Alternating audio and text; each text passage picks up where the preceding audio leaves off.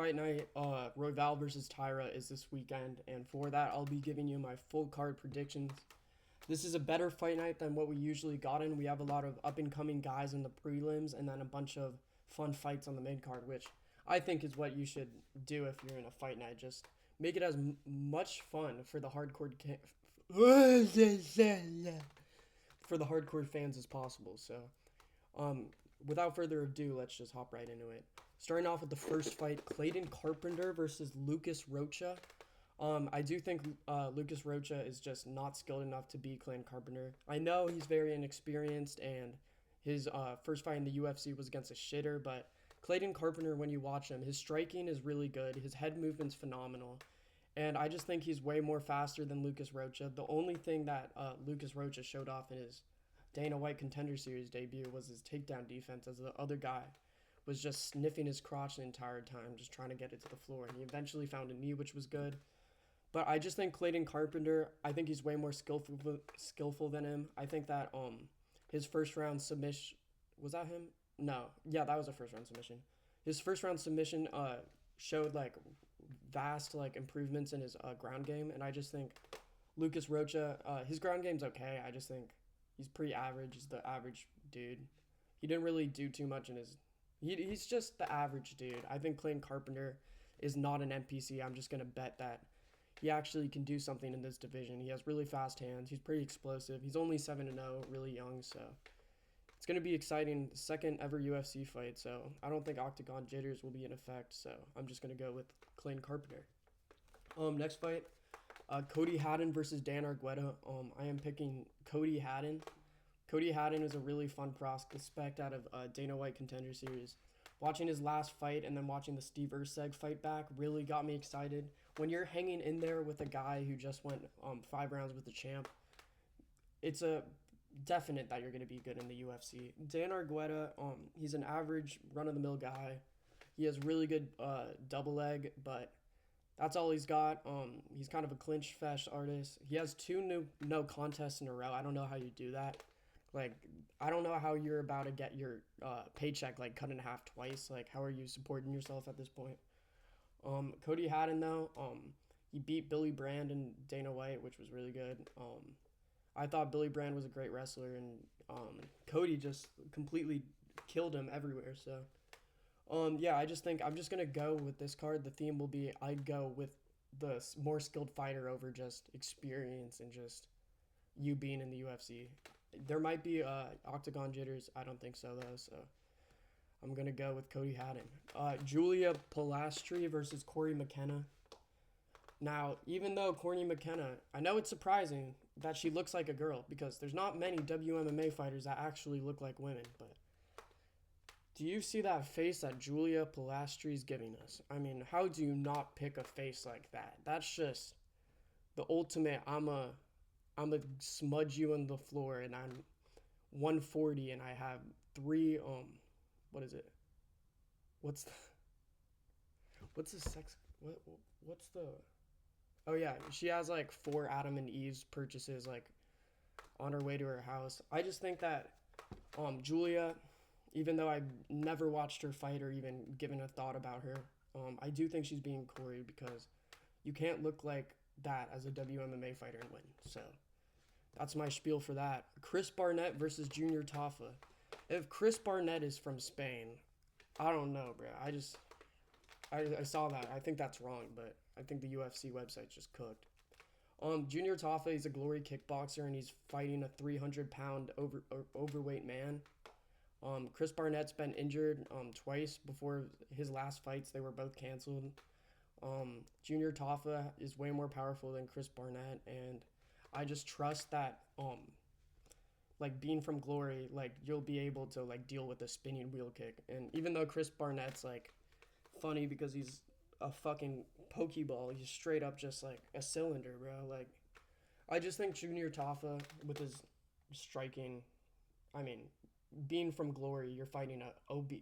Like just imagine Alex Pereira just fighting an obese dude who's very flexible.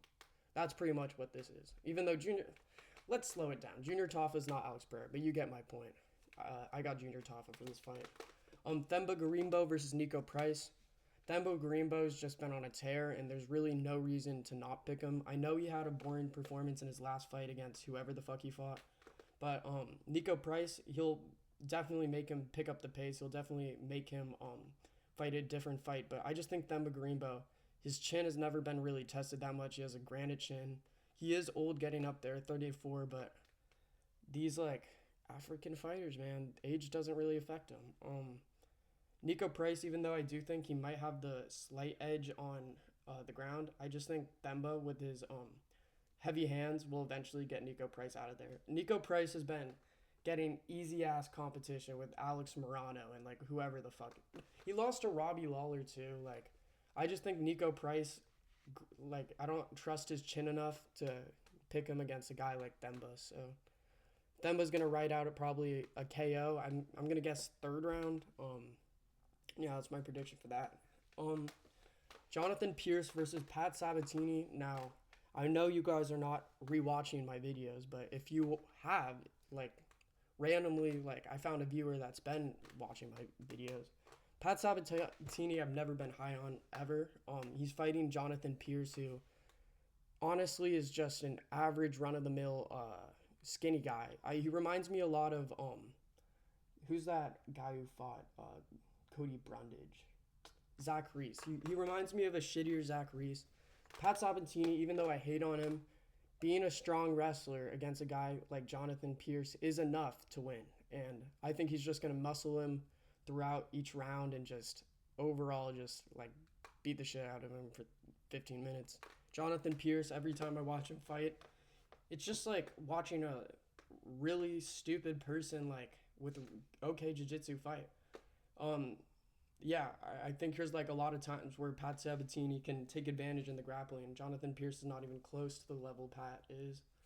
And Jonathan's striking is not going to be able to make up for it because he's nowhere close to Diego Lopez striking. Or we'll get, I don't know, Jonathan Pierce has just never showed anything. Pat Sabatini, he's only lost Diego Lopez, and I'm just going to trust that. Oh, he also lost Damon Jackson on a knee, but I don't know. I can't see Jonathan Pierce doing the same thing. He's just kind of soy. He's kind of skinny. I just think the musclier dude is going to win. So, CJ Vergara versus Ramazan Temirov. I'm going to go Ramazan. This is kind of a risky pick because CJ Vergara is just overall good, or not good, but okay at every single part of mixed martial arts. He's an okay wrestler with okay striking, with okay. You know the deal. Ramazan is a rising guy who's came in from there. He has a really fun fight style, so I'm praying he wins this fight. But I just think that CJ Vergara, he's probably more technical. I think when I was watching Ramazan Temirov a lot, I noticed his hands were down. It was more of a rising, just firefight. Just the crowd was into it. Everyone was screaming, and it was just kind of slugging. And he eventually found the shot that I forgot the name of his opponent, but it took him out, knocked him out. He has really good power and he's good spinning back kick, but CJ Vergara with his slick striking, he's pretty balanced with his stuff, good kicks, solid boxing. Ramazan's just, I think, too open. I think CJ's gonna keep on finding him with these shots, and Ramazan's gonna try to turn it into a rising slugfest. And I don't think that's going to happen with CJ Vergara, who's been here for a while, is just trying to get the win money and then dip. So hopefully Ramazan pulls it off, but I don't know. CJ Vergara, you can never really count him out. Josh Fremd versus Abdul Rakazan Alisan. I fucking butchered the shit out of that name. But Abdul, he has the hunger of like 15 wildebeests. If you've watched his past interview before the Cody Brundage fight where he like elbowed him, people say it's in the back of the head. Fuck that. That was in the side of the head. You guys didn't watch the replay. If it's next to the ear, then it's fucking, I don't know. I just think Abdul Razak Hassan is so hungry. If you watch his interviews, you'll know. He's just the angriest guy ever. Like, he has a chip on his shoulder 24/7, and he's fighting a guy in Josh Fremd who has the ferocity of like a kitten. Like, Josh Fremd, he just lost to a shitter, and he's fighting an upgrading competition in this dude, and I just think Abdul is better everywhere. I know Josh Fremd can sometimes take people down, but after that, I forgot who we fought, but after that last performance, I'm not picking you if you are getting dominated. I got to see who we fought. Yeah, it was Andre. If you're getting dominated by Andre Petrosky in the wrestling, I know Andre's good and he's like boring with it, so it's like hard to get out. But come on, dude, you're gonna get destroyed here. Daniel Rodriguez versus Alex Morano.